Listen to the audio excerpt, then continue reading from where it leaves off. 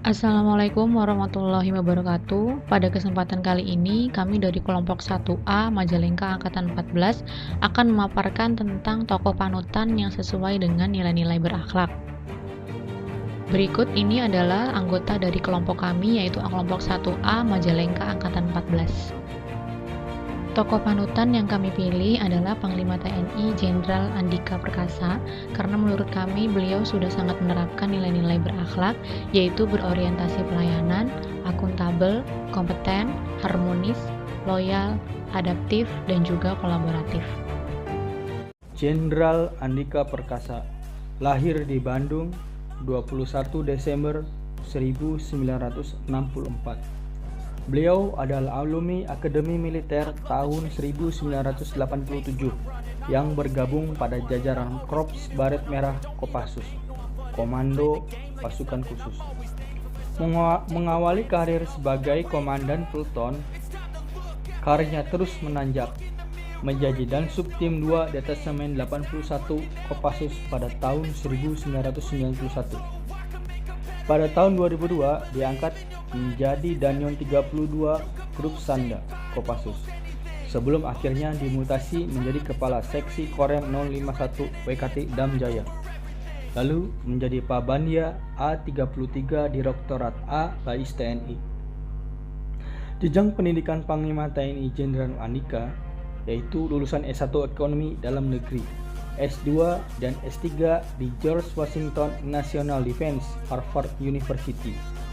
Jenderal Andika juga ditunjuk sebagai Komandan Pas Pampres selama 2 tahun, lalu menjadi Panglima Komando Daerah Militer 12 Tanjung Pura pada tahun 2016 selama 2 tahun, lalu menjadi Komandan Komando Pembina Doktrin Pendidikan dan Latihan Angkatan Darat, kemudian menjadi Pangkostrat lalu Kasat. Berorientasi pelayanan yang ditunjukkan oleh Jenderal TNI Andika Perkasa sebagai Panglima. Panglima TNI menerima audiensi dari Enrique Guterres yang merupakan salah satu tokoh pejuang Timur Timur pada masa lalu. Kunjungan Enrique Guterres bertemu dengan Panglima TNI adalah untuk menyampaikan beberapa aspirasi dari masyarakat NTT. Hal ini merupakan sebagai cerminan berorientasi pelayanan oleh Panglima TNI Jenderal Andika Perkasa. Panglima TNI menerima audiensi dari tim Lembaga Perlindungan Saksi dan Korban atau LPSK yang juga menghadirkan ibu kandung dari almarhum Sersan 1 Martian Bayu Pratama, prajurit Kopassus yang diduga meninggal akibat tindakan kekerasan oleh seniornya sendiri saat bertugas di Timika, Papua. Didampingi kuasa hukum dan LPSK, dalam pertemuan tersebut, ibu kandung almarhum Sertu Bayu dengan raut wajah kesedihan menceritakan ada kejanggalan pada kematian anaknya serta lambannya penegakan hukum kepada para pelaku. Jenderal TNI Andika Perkasa, terkhusus dalam kasus meninggalnya Sertu Bayu sebagai pimpinan tertinggi di TNI, berjanji akan segera menyelesaikan semua permasalahan sesuai mekanisme hukum yang berlaku secara cepat. Sejak itu saya telusuri dan gak akan lepas dari saya. Karena apa? Karena ternyata berkas yang dilimpahkan oleh penyidik pun juga pasalnya bukan pasal yang menurut. Tindakan yang dilakukan oleh Jenderal TNI Andika Perkasa menunjukkan bahwa beliau sangat bertanggung jawab atas kasus yang sedang terjadi. Beliau akan mengusut tuntas sampai keluarga almarhum mendapat keadilan. Jenderal TNI Andika Perkasa juga menggunakan kewenangan jabatannya sebagai Panglima TNI dengan sangat bijak dan memiliki integritas yang tinggi dalam melaksanakan tugasnya. Berikut adalah nilai harmonis. Harmonis adalah nilai dasar yang dimaknai dengan saling peduli dan menghargai perbedaan. Salah satu panduan perilakunya adalah saling membantu sesama dan menciptakan lingkungan kerja yang kondusif. Berikut kisah nilai harmonis yang ditunjukkan oleh Jenderal Andika Perkasa sebagai berikut.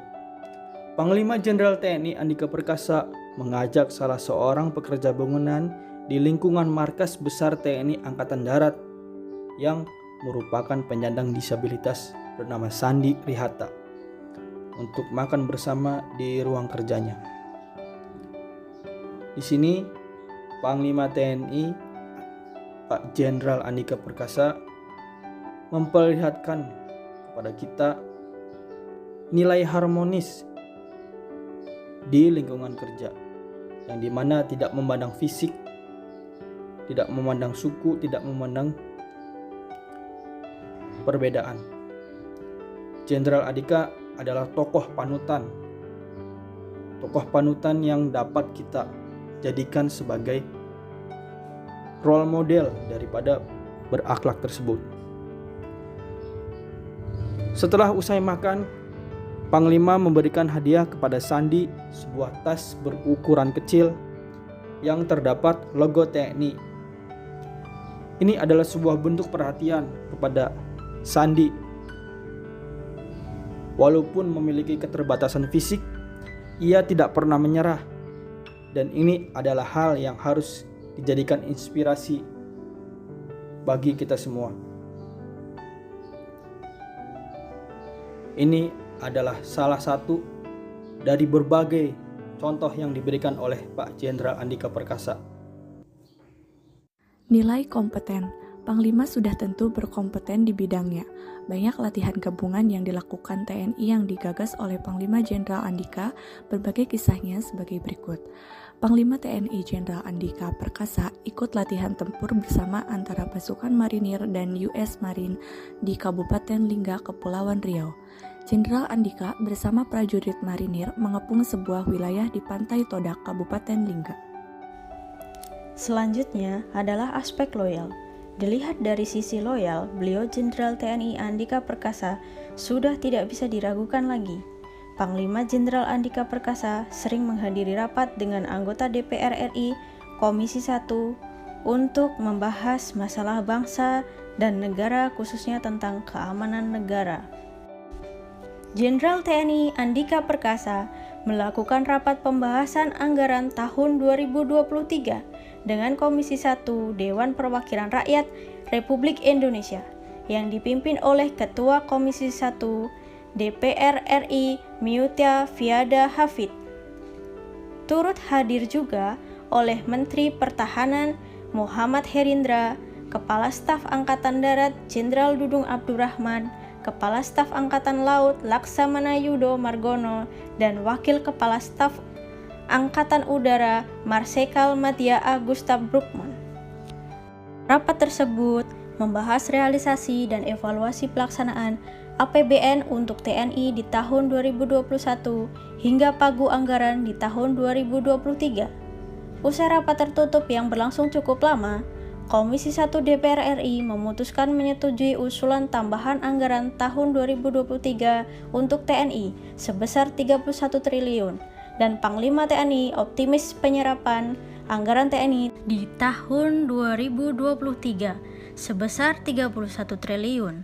Dan Panglima TNI optimis penyerapan anggaran TNI tahun 2023 mencapai 100%. Untuk TNI, berarti Mabes TNI, Angkatan Darat, Laut, dan Udara, dari 108 triliun, pagu anggaran yang terserap memang hanya 98,8. Nah, kemudian untuk pagu indikatif 2023, kebetulan kita ada penurunan sehingga pagu indikatifnya hanya 103 triliun. Tapi di luar itu memang kita juga mengusulkan kebutuhan tambahan anggaran untuk 2023. Untuk TNI itu kita usulannya sejumlah 32 triliun.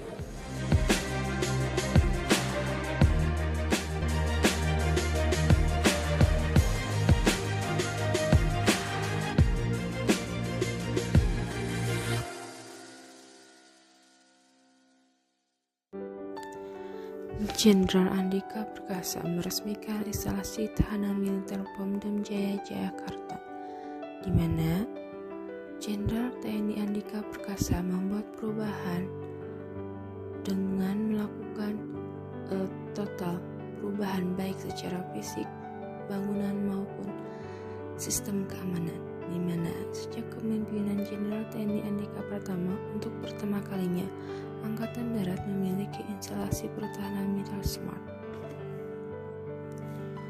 Jenderal TNI Andika Perkasa mengatakan di mana smart instalasi tahanan militer